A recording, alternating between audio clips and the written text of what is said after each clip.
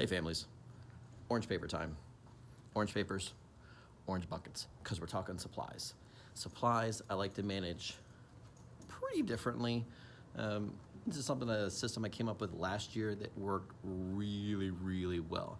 I believe that it honors the financial commitment you put into supplies, and I believe it also helps keep our classroom super neat and organized, and I believe it also teaches your student to be neat and organized.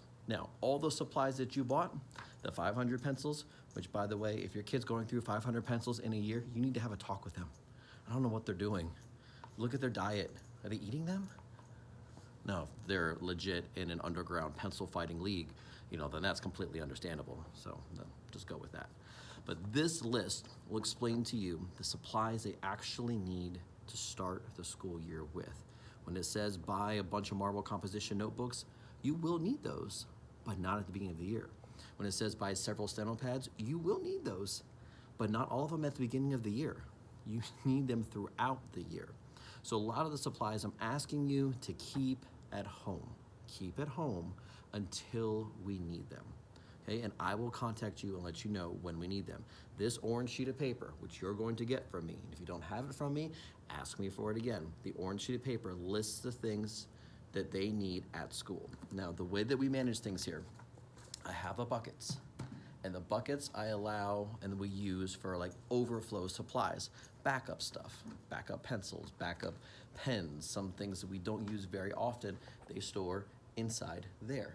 You can also see I've given them all a blue pencil box, and that's to store and organize extra backup stuff. I want them to learn to be organized so that they're gonna have their own locker next year. Let's be honest, you've seen their book bag, you've seen their room. Most of them are not organized yet. So this is something I want to train and teach them how to do. Their desks will be extremely organized this year. We have a left side and a right side for materials. Left side, everything that gets left at school. Right side is everything that comes right back, meaning everything on the right side goes home every single night. So I'm asking that you keep extra supplies at home until we need them. There's no reason for them to be here because they just kind of get wasted. When kids have all those pencils and have all those pens, they tend to go through them quicker. When they know they have just the 3 in their desk and the extra 5 or 6 in their bucket, they tend to last longer.